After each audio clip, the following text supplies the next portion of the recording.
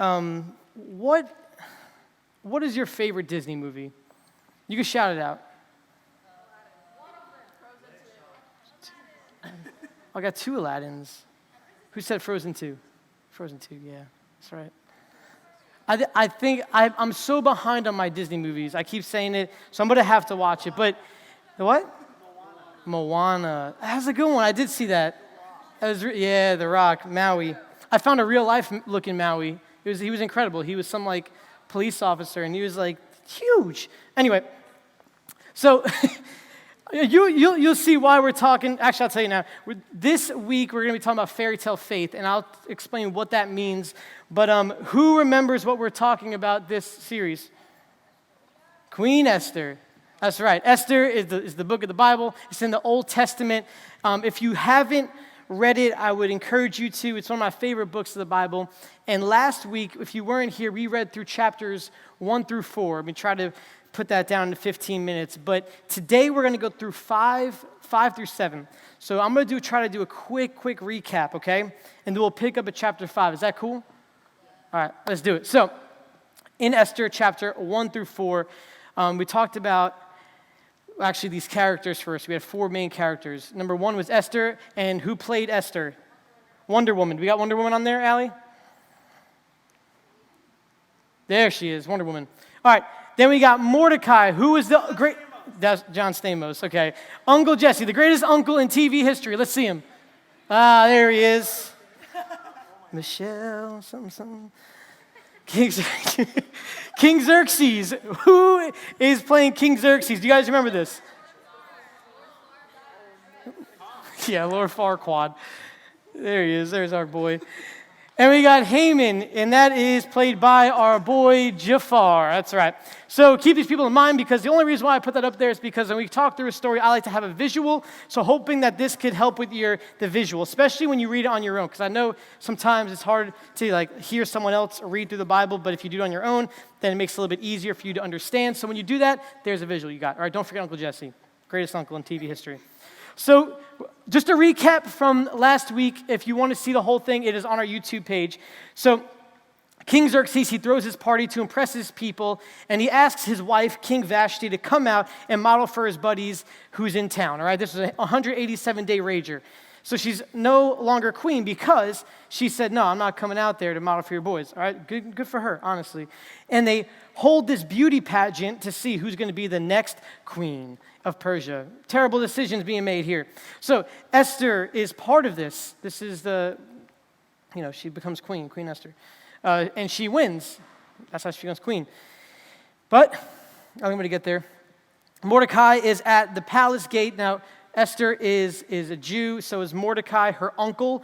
Uncle Mordecai, Uncle Jesse, you see how we related to that? And they were Jewish, but they didn't tell the people of the palace or the king that they were Jewish, because really no one liked the Jews in that time and in that place in Persia. So Mordecai is at the palace gate keeping watch, and he overhears a couple of soldiers talking about killing King Xerxes, right?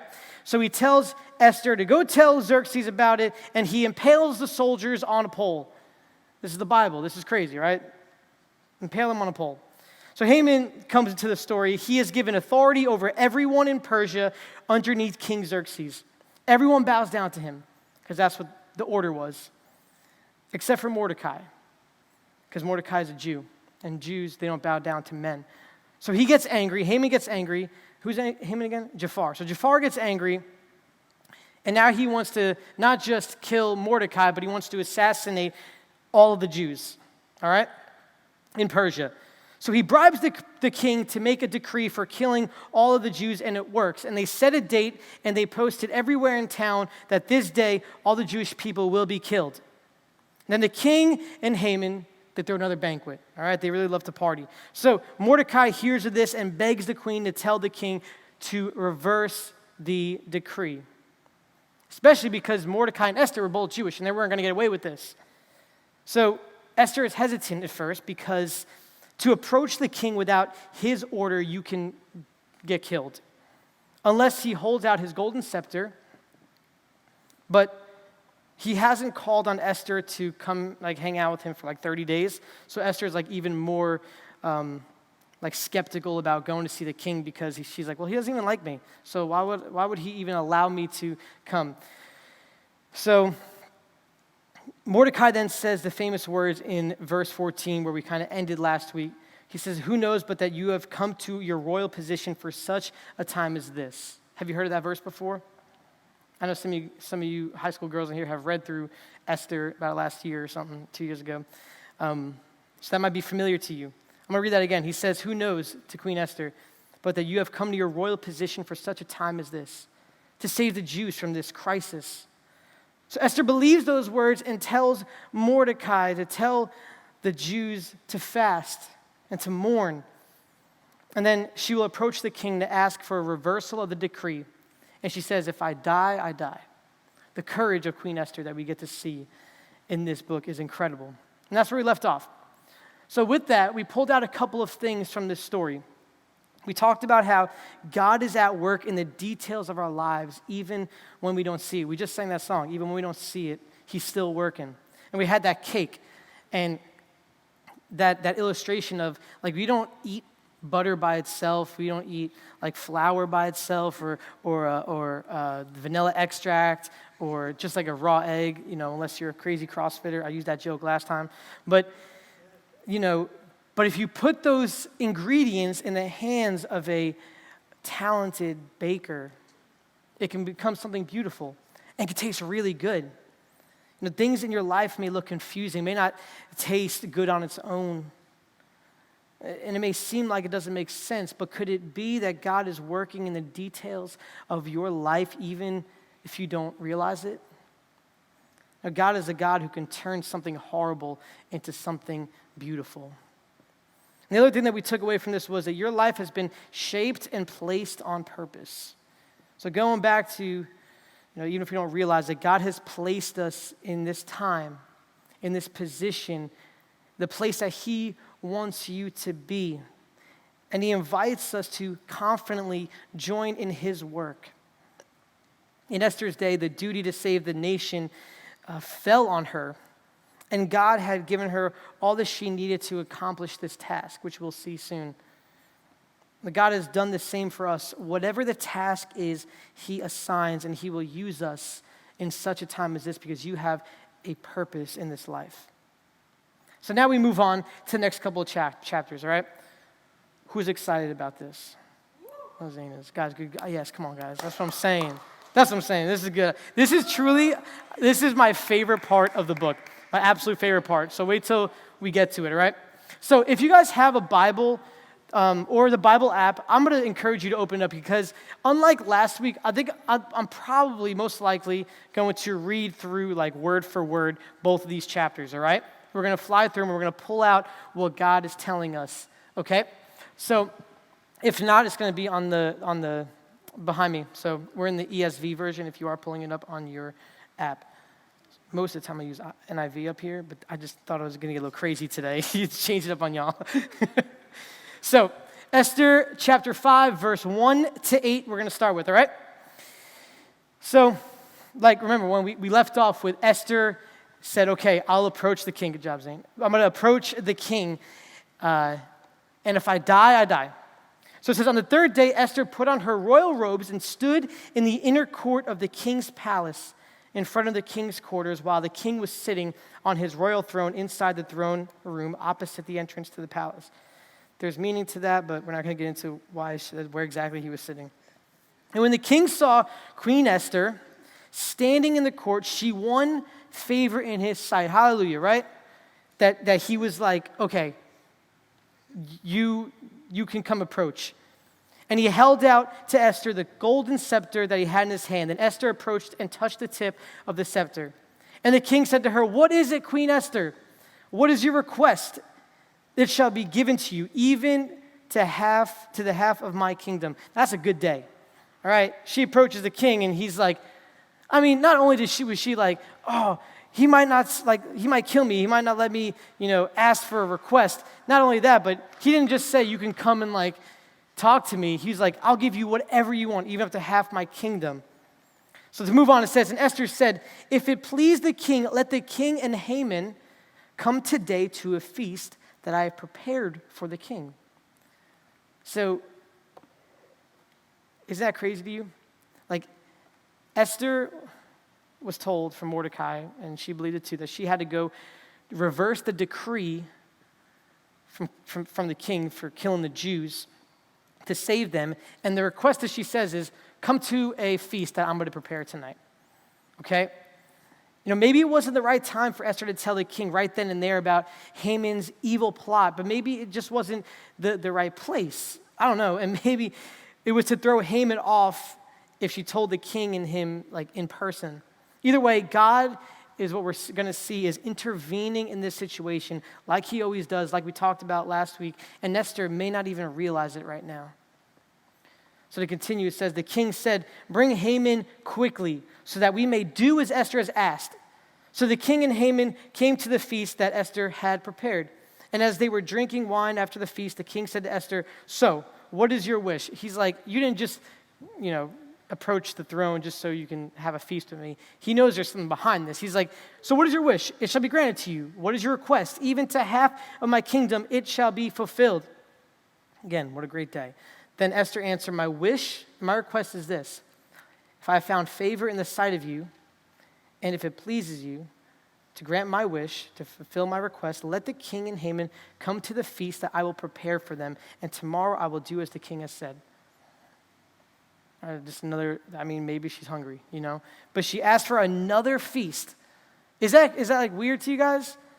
Again, it's like, why? She has them both there. She can throw Haman under the bus and say, this guy wants to kill all the Jews, which the king knows about. But what you don't know, king, is that I'm Jewish and Mordecai is Jewish. And it would have solved everything. But she's like, no, let's do another feast, all right? So the banquet happens, and the king and Haman agree to the second feast that next day. And remember this, though. Haman doesn't know that Esther is Jewish. So he has no clue that Esther is going to make this request to reverse the decree. So this next part is very important because we're going to go kind of hang out on this at the end. But it says, and Haman went out that day. So he's done eating, he's partied hard. And Haman went out joyful and glad of heart. But when Haman saw Mordecai in the king's gate, remember Mordecai is hanging out at the front gate, that he neither rose or bowed to him, he was filled with wrath against Mordecai. Does something or someone ever just kill your vibe? Ever? There has got to be a lot. That has happened a lot to you guys. I hear it all the time. Like you just got, here's just some like surface level things. But you just got an A on your test and you're pumped, but your sibling comes home like rolling up with an A+, and you're like, man, they swept that one from underneath me. Your morning's going so well, and you're just having you woke up, you had 8 hours of sleep, and you walk outside and that your neighbor's ugly dog is out there. It's ruined my day. That's it. Haman was, I wish I had better examples, but you guys know what I'm talking about, right? People ruin your vibe sometimes. And Haman was reminded about how furious he was. He was just so happy, but just how furious he was when he just looked at Mordecai, because Mordecai didn't bow down to him. Are we following this? It was a lot, guys. This is a lot. So it says, nevertheless, Haman restrained himself and went home. He's like, all right, I'm just going to shrug that off. And he sent and brought his friends and his wife Zeresh. And Haman recounted to them the splendor of his riches, the number of his sons, all the promotions with which the king had honored him, and how he had advanced him above the officials and the servants of the king. Then Haman said, even Queen Esther, let no one but me come to the king to the feast she prepared. And tomorrow, she invited me to do the same thing. She's going to feed me again. So this dude is so full of himself that he's reminding not only himself, but he's like, oh man, I got to invite my friends over. I got to see my wife. Let's get everybody in one room and tell them of how great I am. And then he says, yet all of this is worth nothing to me, so long as I see Mordecai the Jew sitting at the king's gate. That is a real vibe killer. This dude, he has everything. I know he mentioned like the number of sons he had. That meant a lot in that day, that his name is going to carry on for years and years and years. He had all of this money. He was promoted. The queen loves him, he thinks. But basically, if only he'd bow to me, then everything would be perfect. And it says, then his wife Zeresh and all of his friends said to him, let a gallows 50 cubits high be made, and in the morning tell the king to have Mordecai hanged upon it. Then go joyfully with the king to the feast. This idea pleased Haman, so he had the gallows made that night. His family had a great idea. They're like, okay, if he's truly killing your vibe, just kill him. So then when you go to the feast the next day, like, you'll be happy. You'll actually enjoy it. So here's my favorite part of the book, all right? This is really, really good. I'm not going to try to stop, but I probably will. So on that night, the king could not sleep. So he gave orders to bring the book of memorable deeds, the Chronicles, that they were to read before the king. And it was found written how Mordecai had told about Bigthana and Teresh, two of the king's eunuchs who guarded the threshold and who had sought to lay hands on King Xerxes. And the king said, what honor or distinction has been bestowed on Mordecai for this? The king's young men who attended him said, nothing has been done for him. And the king said, who is in the court? I'm going to stay right there, actually. Hold on, I'm sorry. Where is that? Verse 4? And the king said, okay. Listen to this. This is crazy. So this is how God is intervening. But it just happened to be that the king that night could not sleep, all right? I don't know. He was partying too hard. He goes to bed. He has some really good ribs, whatever. But he could not sleep. So he asked his servant to read him a bedtime story. For real. This is a bedtime story of not just like I don't know, name a bedtime story. Curious George. It's not Curious George in Persia edition. Like, this is a story of his life as king. So I don't know what goes on. Like, I think I probably should have read more into it, but I'm pretty sure someone is just writing down all the events happening in his life as he's living, like as in royalty. Like, okay, he just woke up and he went to bed and he took a nap. And they get up to this one part where it says, and Mordecai, this is from last week, saved the king by tattletaling on the two spies that wanted to kill the king, right? So so Xerxes is trying to go to sleep, and he's like, oh, say that again? Someone saved my life? And yeah, that Mordecai at the gate. He goes, did we do anything for him? Remember last week we said that Mordecai didn't even get recognized for his good deed? Well, now he's like, oh, who? Mordecai. He saved my life. We didn't do anything for him. And they're like, no, we didn't. And then he goes, who's in the courtyard right now? And that's where we are. Okay, this is where we are. Is that interesting to you? That's really interesting to me. Thanks.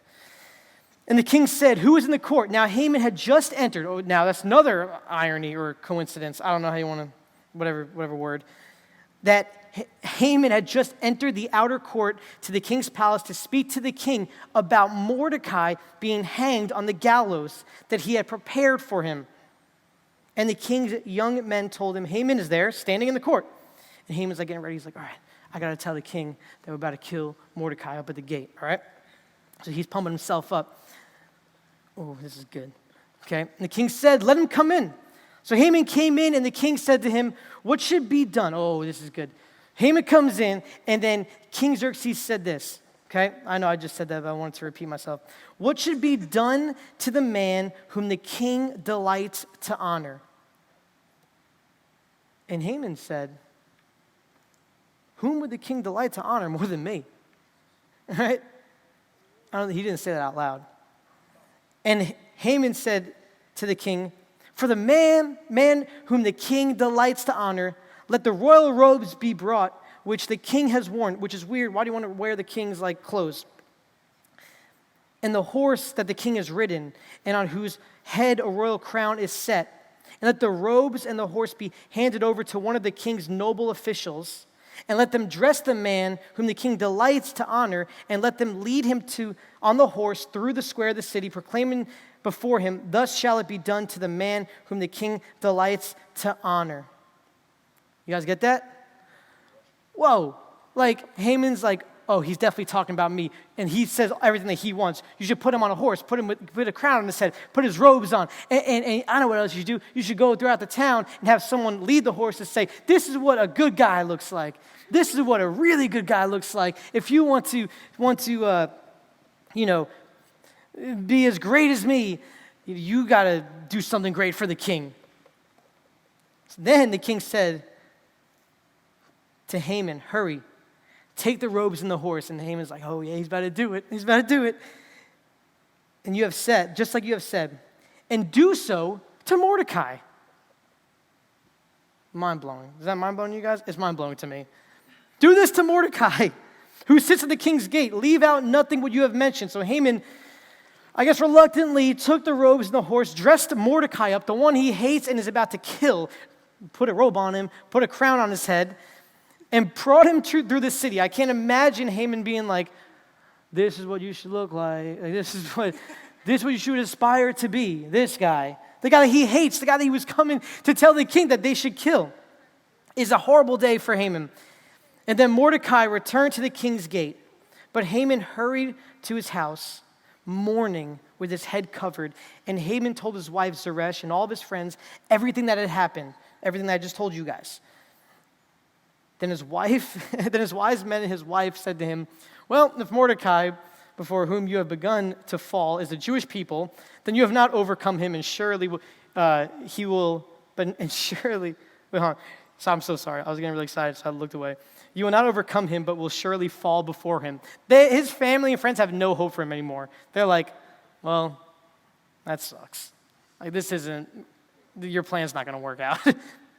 So what comes next is a pivotal part of the story where Dan will end with you guys talking about Haman's downfall and Mordecai's rise to power in 2 weeks. So that's it with those 2 chapters. Everyone get that? It was so much. I am so sorry. But it's a crazy, crazy story. So I'm going to pull out 3 things from these 2 chapters, all right? And then we're going to worship together. And then we're going to go out to breakout groups. But I want to pull out these 3 really important things from this chapter. Something I call a fairy tale faith. Things in our lives that we think, fairy tale faith is things in our lives that we think is living out the gospel of Jesus Christ, but it really isn't. And the ways that we look at Christianity and the Bible, but that really isn't true, and that we just kind of want to stomp on tonight. And we're going to use Haman as an example. So we see in Haman's life what we can also see in most of our lives is sometimes we have this if-only faith.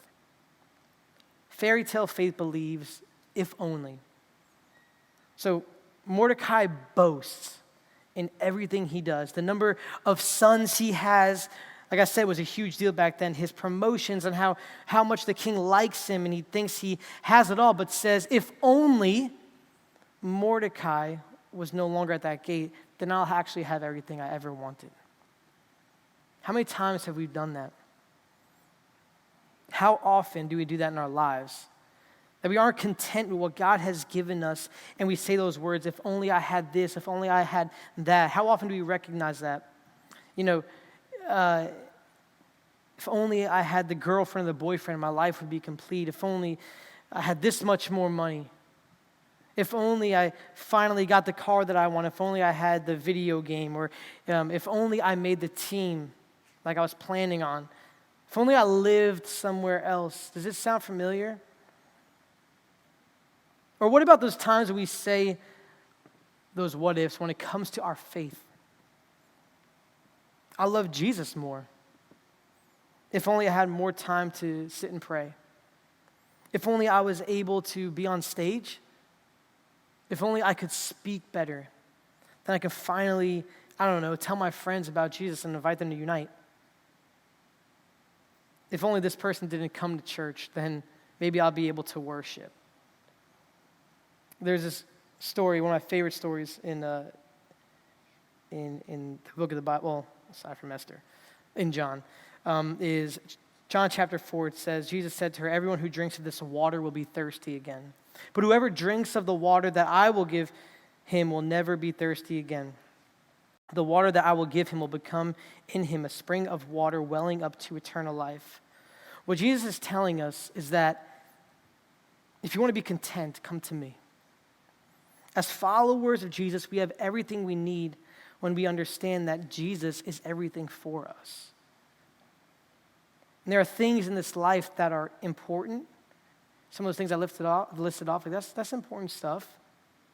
But if we place our hope in those things and create an identity of it, it will fail us. And that is why our identity, as we talked about for a whole series, is completely in Jesus and who he says we are. And we will begin to fight against those if-onlys.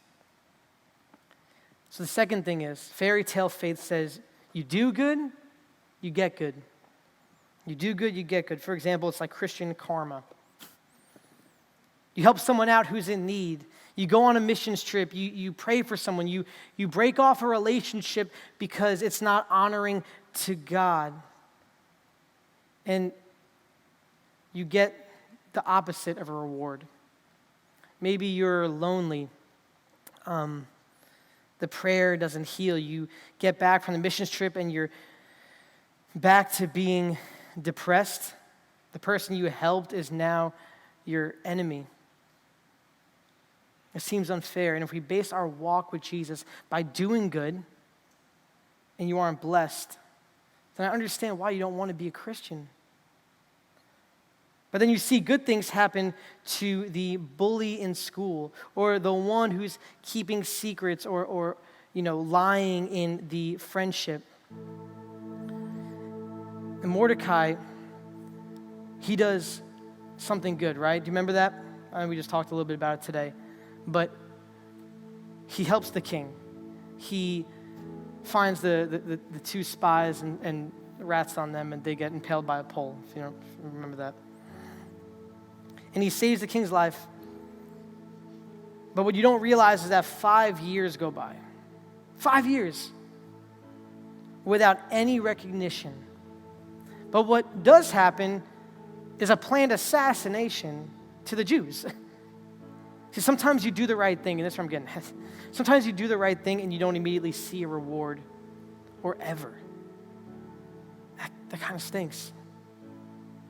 Maybe not in this life, but fortunately Mordecai does get a reward, but it was after a very long time and a lot of bad things happen in between those things.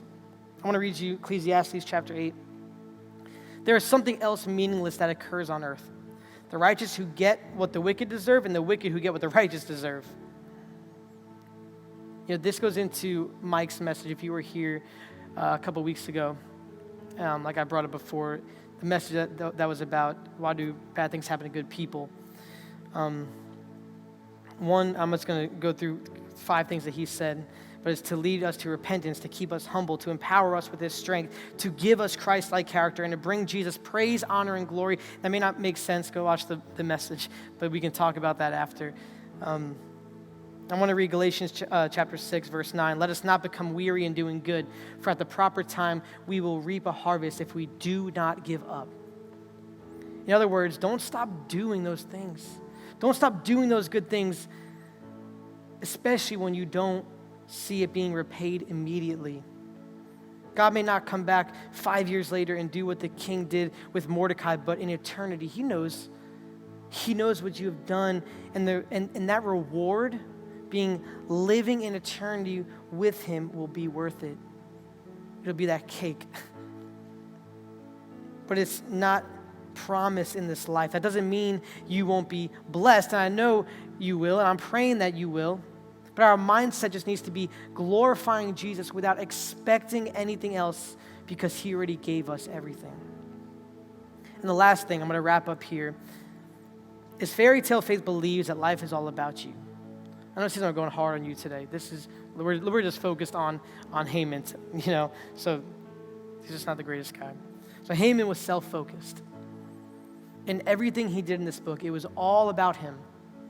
When the king asked him about what he should do to Mordecai, Haman was thinking that should be about him, remember? When we look to ourselves and how we look and how we become a big name or how we are heard, it will lead us into a depression.